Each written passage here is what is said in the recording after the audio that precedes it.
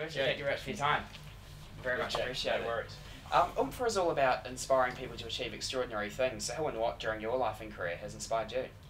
Look, I don't think about it like that, Jake. I come from a very striving family background, very middle class New Zealand, the suburbs of Palmerston North actually, and so I think for me mostly just an inbuilt striving. Whatever I've ever done, I've tried to be good at it.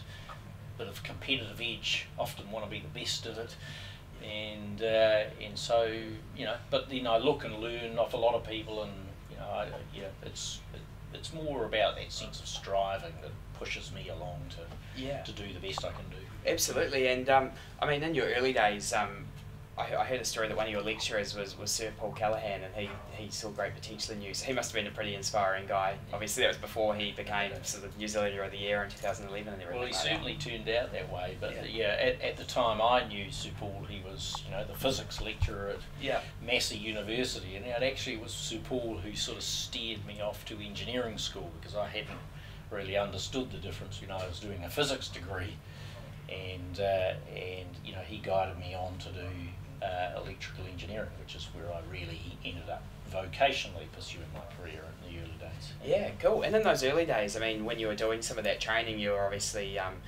scrubbing deep fries and so on at fish and chip shop. So I guess humble beginnings as to where you are now. It's a fantastic story. And back in those early days when you were doing that, did you always sort of have a vision of where you wanted to go, or at the time was it more just following the journey as such? Yeah, I've not been one who's sort of planned every move in the sense of knowing, what I've going to be in X years' time or anything like that, but more just that sense of always striving, willing to take opportunities when they open. I'm the first person to say yes if an opportunity would open, or chance to learn something new. So it's mostly that being willing to strive to chase the next opportunity, and that's sort of, I didn't plot out this path. I didn't see myself when I was at high school running a big company, or even being an engineer, which is where I'd started. I found my way there along the journey. Okay, fantastic. And I think one of the things that makes your story quite different than so many of the other business leaders I've talked to is that obviously in your studies, as you were saying before, you were studying in physics and engineering and everything like that. So when looking back on what you learned and what it taught you, what do you think, did you think it in some ways gave you a competitive advantage, or taught you things that you may not have learned if you had studied commerce, as so many business leaders I guess today do?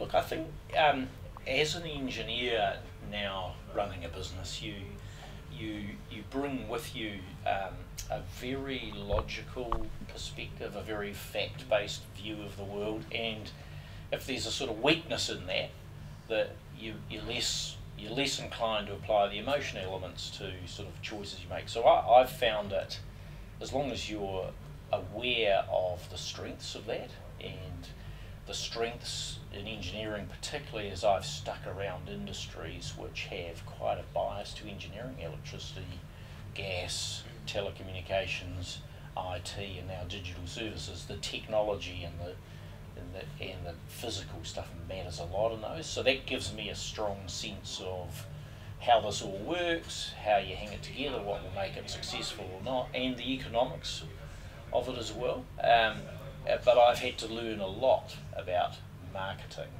and financial management and things, so I found that challenging, but I've had long enough now to be pretty reasonably competent at judging good from bad. But I wouldn't hold myself out as a marketer any day of the week, but I can sort of form a view on whether I've got talented marketing people and I should trust them or not. Okay, yeah. So sort of always surrounding yourself by people who don't maybe have the skills that you have, and yep. I think one of the strengths of a good manager and leader is to be self-aware about what you're really good at, what you're average at, and what you're not good at, and to make sure that when you build a team around you, you compensate for the weaknesses. And I'm very conscious of that. Some of the people who work for me know a heck of a lot more than I do, and ever will, about their vocations, and I've learned to work with them really well, and we get a great outcome from that. Okay, fantastic. And so after those studies in Bachelor of Science in Physics and Bachelor of Engineering and Master of Engineering, you were an electrical engineer at the New Plymouth Power Station, and then went on to start a business in terms of consulting. So what do you reckon sparked that change? Excuse the pun. Yeah. from the I guess more what inspired Simon the entrepreneur? Look, it was again a sense. I had gone back to New Plymouth because that's where my wife at the time was from, and worked at New Plymouth Power Station, which was a division of the Ministry of Energy. You know, back in those days, it was all part of the government process. And I went there with high aspiration, but actually saw very quickly how government department dynamics at that time, was going back a long time, and I'm not saying the government's like this today, but this is going back right into the early 80s, was a very slow place to work, very undemanding and very service oriented in terms of who got opportunity, not capability oriented. So it took me a year, within a year and a half, I was thinking, jeepers, I'm going to be here forever to get anywhere in this place. Yeah. And you know, so I frustrated with the level of income, which was adequate, but I wanted more. And so I started to work in the evenings doing electrical engineering design work, and quickly that evening job became more significant than the daytime job. So I just swept on and set up in business, and quite within a year or two we ended up with a pretty decent sized operation going there, and it was really just to get on with it. Yeah, that courage to take. The courage, yeah.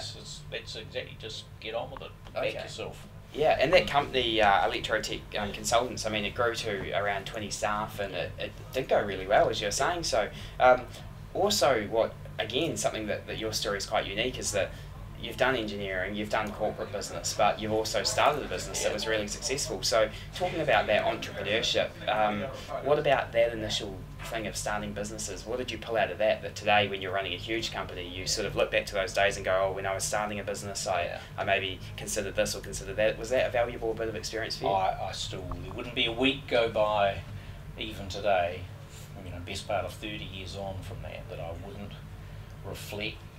reflect on and carry on those early learnings, actually. And you learn so much about cash and the importance of cash management and valuable use of resources and things, and I would still draw on that every week today in this business. And the pragmatic, where really is the value to a customer, or the value in terms of the way you allocate resource, and focus on that. Because when you run a small business and you've got to pay a wage bill next week, it is a very down to earth process, and you learn fast by your mistakes. And so, you know, it was an incredibly valuable lesson, and I hugely encourage people to take those opportunities, because it sets you up for whatever's further in your future, actually, to try a bit of that in your early days. Yeah, absolutely. And just talking a wee bit now about, I guess, the corporate career that you got into. I mean, I'm just going to read some of the stuff from here, because there are quite a few different opportunities. So in 1991, obviously, you became station manager at the New Plymouth Power Station, and then the chief executive of Powerco, and a variety of senior executive positions at Telecom New Zealand before the rebrand back in the 90s and 2000s. And then obviously CEO of Auckland Airport from 2008 to 2012. So when looking back over that whole career, what were some of the struggles and some of the mistakes you maybe made that now looking back, some of maybe 2 or 3 key things that you look back on and go, I could have done that differently, or something you've learned off that now you the way you go about running businesses now, you always keep at the forefront? I think you learn a lot in the early days and how you queue with your people. So, you know, I can remember a few painful lessons in how being, alienating staff and things, which, I've learned from it. You sort of apply a leadership model that is consistent and authentic, because inauthenticity gets found out. So I've learned a lot about getting that model right over those years. And then for me as an engineer, it's more challenging to get the orientation of the business right. So we learned a lot in old telecom around how running a great infrastructure business doesn't necessarily queue really well with customers, who we sort of ended up a respected but not liked brand.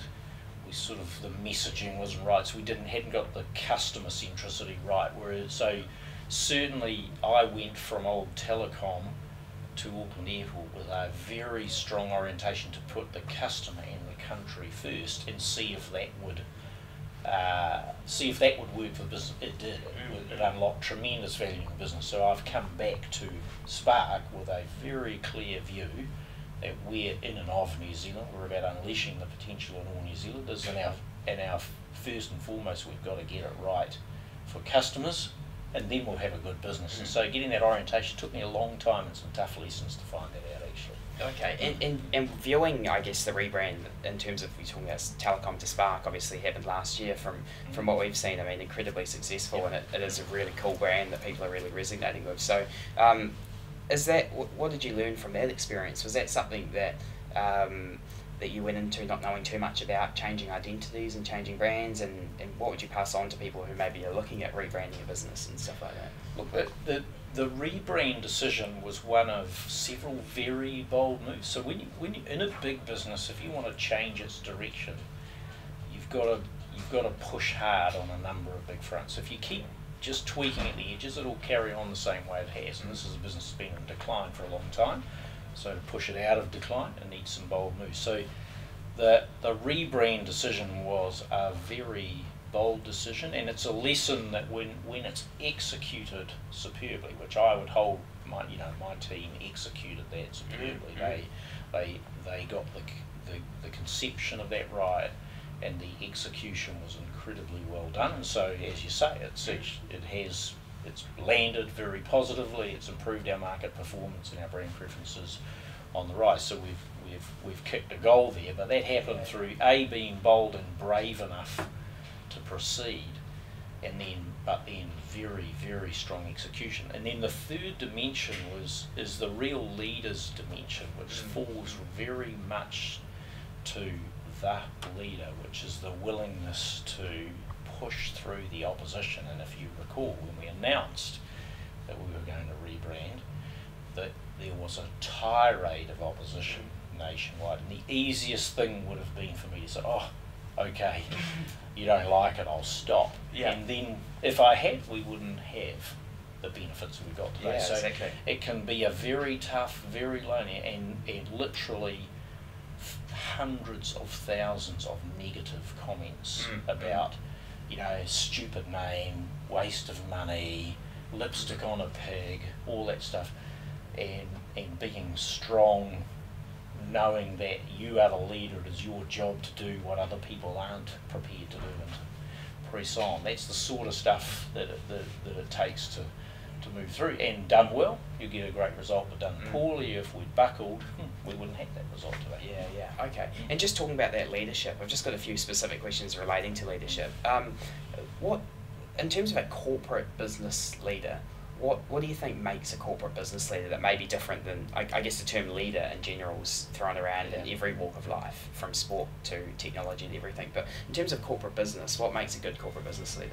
Probably not that many things different from other forms of leadership, but there's a breadth, I think, with corporate leadership where you're expected to be a leader on quite a wide range of fronts. So being the leader, not only are you the leader of the people, you're the leader of the brand, you're expected to play a role in the leadership of the country, in social matters and things. So I find it very challenging, because I find myself comfortable in bits of leadership that I've developed over a period of time, and then quite uncomfortable sometimes where I'm expected to be a leader outside of a realm that I would normally have thought it was my gig. But because big business is so pivotal to a healthy society, in the end, people need great businesses that provide valuable services and lots of jobs, and buy a lot of services to encourage a lot of other companies. So big businesses matter a lot to a healthy country. You therefore are expected to play a role in leadership which is much broader than just leading your business. And so, and that's not that can apply if you're a sports leader or other things, but it's sort of a necessary part of business leadership. Okay, and is there a difference between a good leader and a good manager, or are they similar? I always think of leadership as management as a subset of leadership. So being a good manager to me is an element of the leaders, a full profile of a good leader. But because if you lead and if you're trying to lead and you can't manage, it's not going to get a very successful outcome, because managing, what gets done and how it gets done and how people are incented and supported and resourced and all those things, that's the management function to get the result. But the leader adds, there's a set of dimensions around leadership, which is around motivations, around direction, setting things that are sort of they're above the role necessarily of a pure manager. Now, the boundaries are never black and white. There's no, that one's a manager, this one's a leader, and sometimes it's role dependent. So it will situational. So you can be a leader in one situation and actually just a member of a team in another. So it depends on the situation, and the style of leadership depends a lot on the situation too. In a crisis, for example, you'll always go to hierarchical. It works very much faster. Whereas when you're trying to be creative, the opposite end is highly collaborative, where position power has no relevance. It's all about personal power in the debate. So the model you've got to learn to move the model of leadership around based on the situation or the issue you're dealing with too. Okay, fantastic. And as a leader and the CEO of Spark New Zealand, I mean, how does the company's values and the company's values and the company's vision and your values as a person fit into your behaviour as a leader? Well, one of my lines always is that authenticity shows up as the words coming out your mouth matching the words going on in your mind. And I think human beings generally are extremely alert to any gap between those two things. So an unauthentic leader or manager shows up very quickly and very transparently to most people. I always think of it as, well, I'm not going to get away with inauthenticity even if I tried to.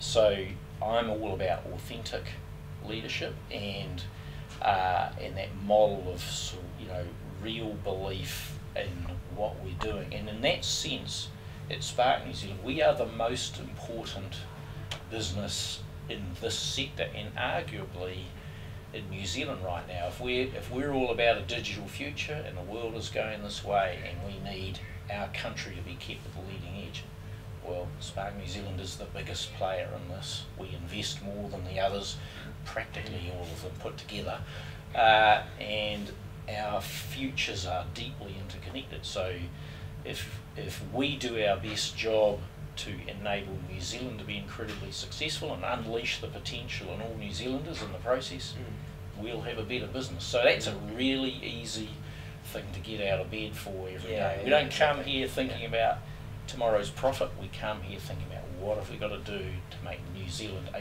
more successful nation, a better society, and how can we enable businesses to be more prosperous and New Zealanders to live even more amazing lives. And that's a fantastic and very authentic way, because I'm a New Zealander and I care deeply about this country, my family's prospects and their future, and all of us together. So it's easy, actually, when you feel that way. Absolutely. And within this organisation, how do the leaders nurture young and develop young talent? Well, we so much in this business are driven to have a more youthful leadership context. That's a really easy question to answer too, because again, in a digitising world, the natives of that world are young people, not the other end. So we're rapidly we're in the process of trying to reduce the average age of our workforce, because we'll be a better business if the age of our staff is more representative of the age of our customer base.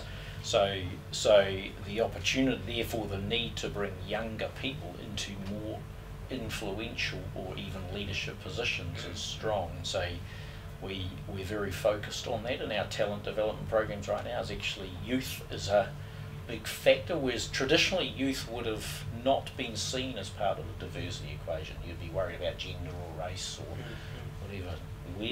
We see that as youth as part of getting the diversity right in our leadership ranks. So a lot of programs underway in Spark around developing talent, influencers, people who are going to manage and lead for us in the future.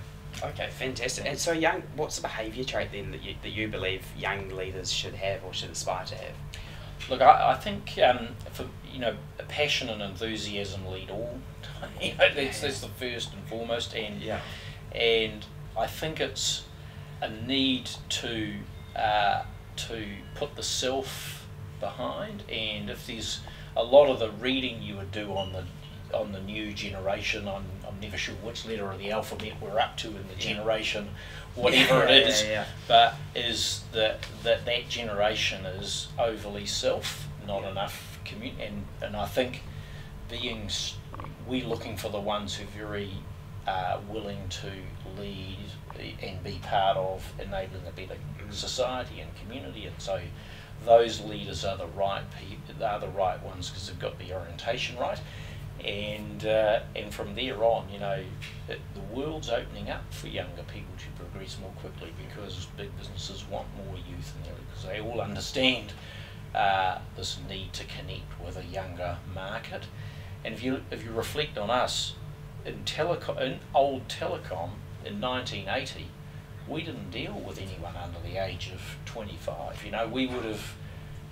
We only dealt with households, and it was mum and dad who paid the bills. But we have 1 million customers today who are probably under the age of 25. And so that our customer base, because our product is tuned much more individual with mobile links, our customers are younger, and so therefore we want managers and influencers who are younger. So the opportunity to progress for young people is faster than it was in a model of business 2 or 3 decades ago, where it was always old white-haired old farts like me who ran everything, mostly blokes, right? Today we want much younger, we want much more ethnically and gender diversity because our customer bases are not a galvanised group, and they're not the old dad pays all the bills type model from 20, 30, 40 years ago. It's changing world. So that's to me is a huge opportunity for young, enthusiastic, passionate and good people. Okay, and just before we head into a couple of quick fire questions to finish off, on that point with leadership, do you think young leaders are developed, or are they born, or how does that work? A bit of both, actually. I think you're born and nurtured. You'll typically come from a family or a background which has set you up to be aspiring, to be good, and I mean good, not in behaviour. I mean to want to do good, to add something to the community, the family, or the people around you, and you'll inherently be striving, and so a lot of that is sort of in you. It can be in your DNA, and it's probably nurtured into you. But then the process of leadership is learned.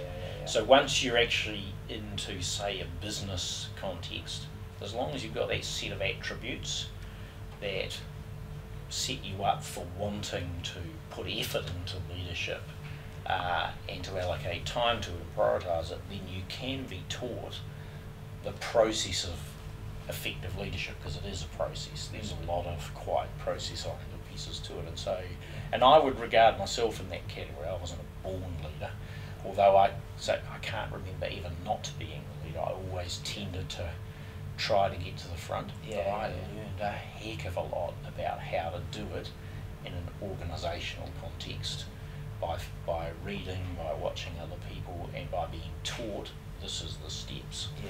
So I guess that leadership education is really important, no matter really age or experience. You should always be upskilling. Absolutely, and I never stop learning or thinking I'm awesome and I don't need to do anything else. Never ever do I you know, get to that sort of big-headed perspective. I've got a model of leadership that works for me now, but I'm always looking to see if I can steal that little idea and do that little thing a little bit better. And I mostly do it today just by watching others. I don't go to formal programs anymore, but certainly, you know, I never stop looking at what other great people do. So, you know, I could probably steal that little concept and use that too. Okay, fantastic. So we've just got a couple of quick fire questions to finish off. In summary, from your experience, what would you say are the sort of top 3 bits of advice you would pass on to a youngster wanting to get into business and work as a corporate business person? Look, I would say, you know, take every opportunity to learn as the first step. Say yes. My rule, say yes to everything. If an opportunity presents, say yes. And then say yes, and then second, approach it with confidence but never arrogance or complacency. So if you approach an opportunity with confidence and wanting to play a role in it and have a voice in it, but don't go past the line of arrogance or complacency, you will learn a heap because you participate. Whereas if you just say yes and then are very bad, you don't really, you won't develop as quickly. And you know, from sort of finance, say do it. You know, there's this time you got to step over the line and make it happen, and that's the place a lot of people dream about and balk when they get there. And there's a point where you've got to put your foot over that line and move and have a crack. And look, the world won't end if it doesn't work. Actually, you'll learn a whole lot in the process if it doesn't work, and then the next time you cross that line and have your second go, you're in a lot better position to make it work. And you know, you look around the world, you know, some of the greatest entrepreneurs on the planet, the richest people in this world, failed many times before they had their success. The only difference was they learned, they got back on the horse, they got another go. Very true. And I guess in the business world, where are places that you see opportunity today for young people or people coming through? Where are some specific areas where you see real opportunity? Look, as I said before, I think the thing that's happening all over the globe today is this sort of rapid path to a digital world, the Internet of Things, connected lives, you know, this plethora of digital, which I mean, we've barely started that journey actually. And Jeff Bezos, one of the world's top CEOs today, the Amazon CEO, he continues to refer to this as day one for the Internet, which is his way of saying we haven't even really got started here. And that presents to me as if I were a young person, I'd be deeply excited about it because I've got way more skill than the old mob, right? And in old business before digital, you know, the 60-year-olds had all the advantage, right? Because they knew they'd had life lessons, and succeeding in business was about all that. In this new world, there's young people who actually know how it works, who understand it, and who can see where value is. So I'd be very encouraging of young people to be more assertive about where they know value will be and getting after it and being confident about that, because people of my generation, I'm not a digital native. I try my hardest, but I will never think the same as you do because you've grown up much more with it. So that's an advantage to you in the future, not me. Okay. And what do you think the 16-year-old boy you were would think of who you've become today? I think I'd be okay with it. I mean, I look back on, as I said right at the outset, I can't sit here and say, I plan to be here in this job, but and doing the things, but I feel I have a very good life. I have a very good balance between home. I have a successful family life, and I enjoy my life and my work in both home and work. I try to be a good person and contribute to a lot of other things. So if I were back when I was 16, I thought this is me now, and in my mid-50s, I'd say, you're okay. Yeah. And I hope if you ask one of my sons, who are not that much older than 16, that question, they'd say, he's okay, he's not too bad.